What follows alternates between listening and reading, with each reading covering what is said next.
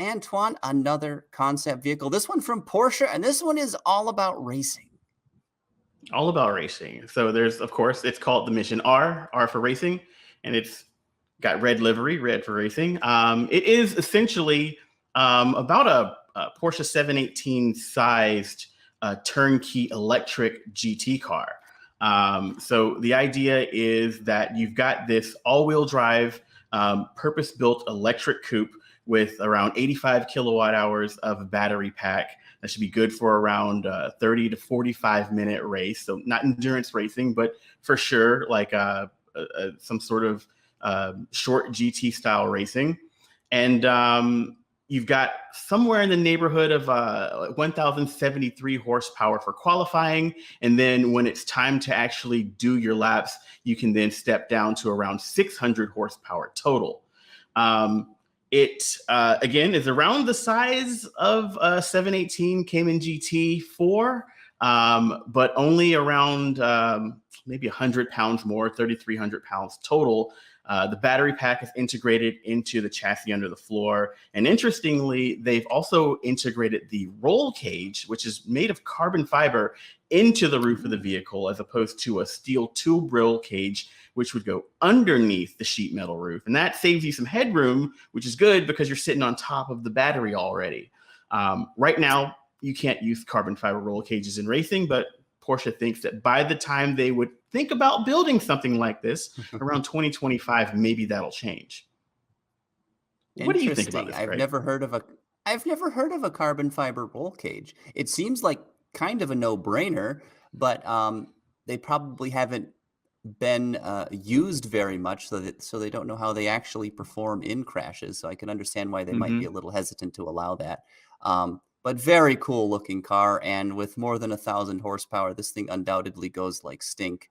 Be interesting to see if Porsche builds it for its very well-heeled clientele. So I'm sure they would sell every one of them they can make, given the performance. What's more interesting to me is the idea of, again, concept car, shoot for the moon.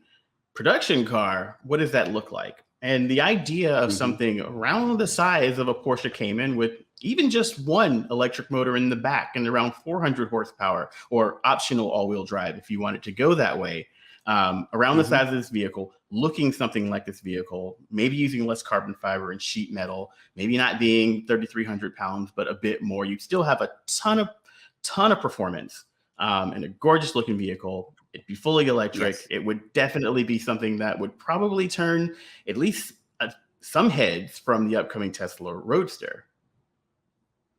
If that ever gets built. If it ever gets built. Can that keeps getting kicked down the road. What's becoming a tale of as old as time is that Tesla puts out a concept. They say we're about to build it, Cybertruck, Roadster. And then an automaker that actually knows what they're doing comes along and slides in with an F-150 Lightning or a Porsche Mission R before Tesla can get theirs built.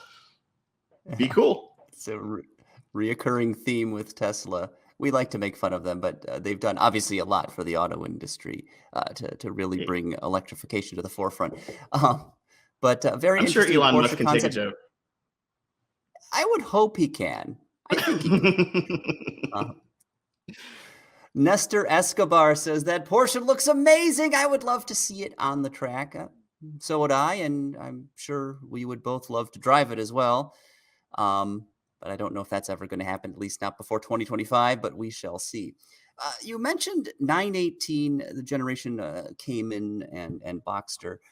How do you think Porsche is going to go about electrifying its sports cars? Because when you electrify vehicles, you end up with very large, very heavy batteries, and weight is the enemy of handling and road holding. How is Porsche going to balance that? Do you think they're going to go all electric or what?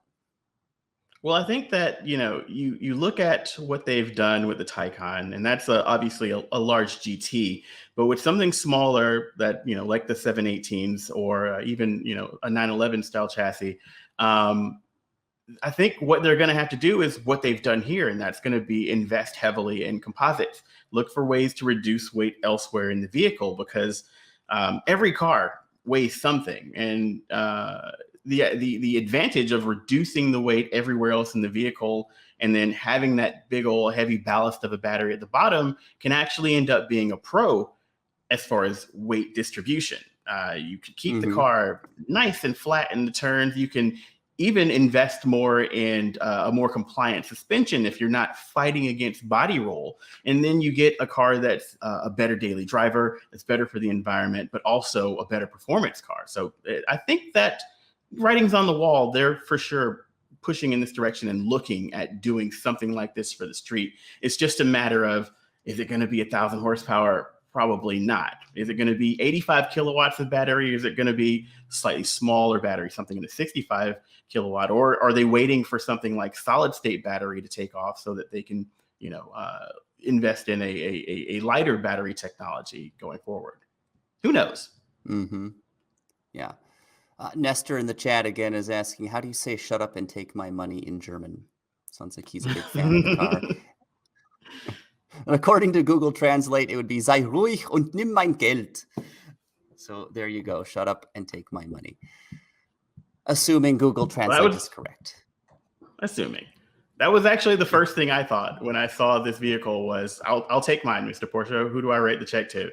Yeah, right? That check would probably bounce, but I'd write it. Well, ask Tim Stevens, our editor-in-chief, for a little raise. Or we can just get a long-termer. That's an even better solution. Then you can drive it and enjoy it and not have to pay for it.